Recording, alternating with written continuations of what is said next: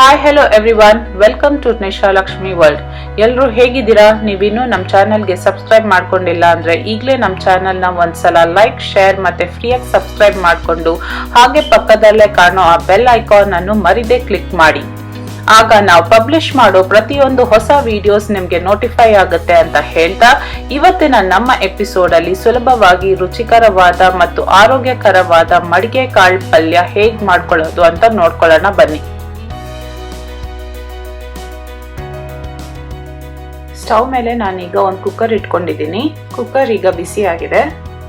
ಒಂದು 3 ರಿಂದ 4 table spoon ಅಷ್ಟು ಎಣ್ಣೆ ಹಾಕೊಳ್ತಿದ್ದೀನಿ.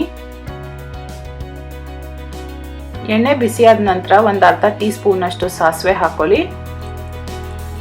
ಸಾಸಿವೆ ಎಲ್ಲ ಚೆನ್ನಾಗಿ ಸಿಡ್ದಾದ್ಮೇಲೆ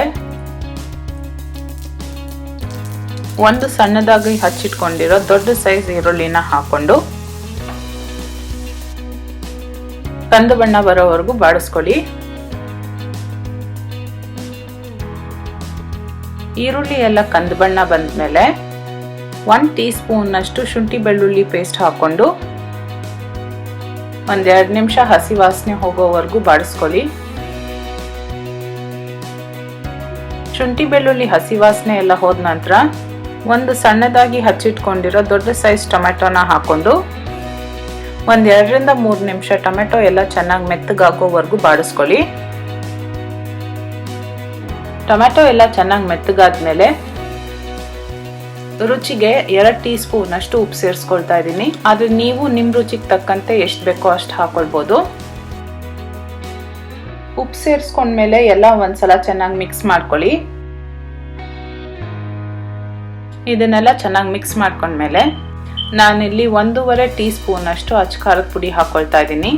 ಆದ್ರೆ ನೀವು ನೋಡ್ಕೊಂಡು ನಿಮ್ ರುಚಿಗೆ ತಕ್ಕಂತೆ ಎಷ್ಟು ಬೇಕೋ ಅಷ್ಟು ಹಾಕೊಳ್ಳಿ. 1 ಟೀ ಸ್ಪೂನ್ ಅಷ್ಟು ಧನಿಯಾ ಪುಡಿ, ಅರ್ಧ ಟೀ ಸ್ಪೂನ್ ಅಷ್ಟು ಗರಂ ಮಸಾಲಾ ಪುಡಿ, 1 ಟೀ ಸ್ಪೂನ್ ಅಷ್ಟು ಕಿಚನ್ ಕಿಂಗ್ ಮಸಾಲಾ ಪುಡಿ. ಈ ಪುಡಿಗಳನ್ನೆಲ್ಲ ನೀವು ನಿಮ್ ರುಚಿಗೆ ತಕ್ಕಂತೆ ಹೆಂಗ್ ಬೇಕೋ ಹಂಗೆ ಅಡ್ಜಸ್ಟ್ ಮಾಡ್ಕೊಳ್ಬಹುದು. ಈಗ ಈ ಮಸಾಲೆಗಳ ಹಸಿ ವಾಸನೆ ಹೋಗೋವರೆಗೂ ಎಲ್ಲ ಚೆನ್ನಾಗಿ ಬಾಡಿಸ್ಕೊಳ್ಳಿ.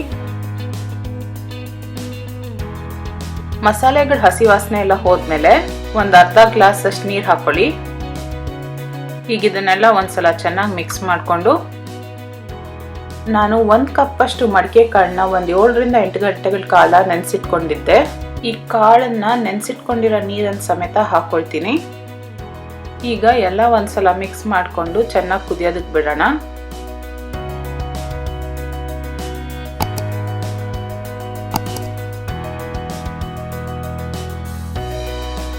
ಈಗ ಇದು ಚೆನ್ನಾಗಿ ಕುದೀತಾ ಇದೆ.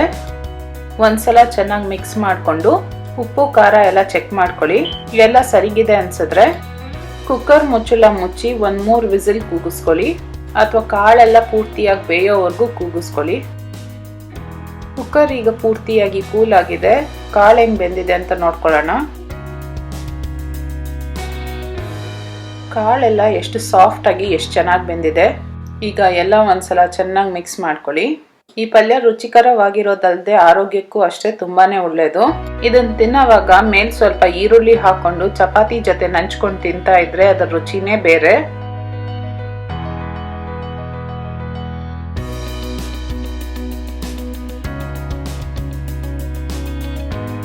ನಿಮ್ಗೆ ಈ ರೆಸಿಪಿ ಇಷ್ಟ ಆಗಿದ್ರೆ ಒಂದು ಲೈಕ್ ಮಾಡಿ, ಹಾಗೆ ನಿಮ್ಮ ಫ್ರೆಂಡ್ಸ್ ಮತ್ತು ಫ್ಯಾಮಿಲಿ ಜೊತೆ ಶೇರ್ ಮಾಡಿ. ಖಂಡಿತ ಈ ರೆಸಿಪಿನ ಒಮ್ಮೆ ಟ್ರೈ ಮಾಡಿ, ಮತ್ತೆ ಹೇಗ್ ಬಂತು ಅಂತ ಕೆಳಗಿನ ಕಾಮೆಂಟ್ ಸೆಕ್ಷನ್ ಮೂಲಕ ತಿಳಿಸಿ.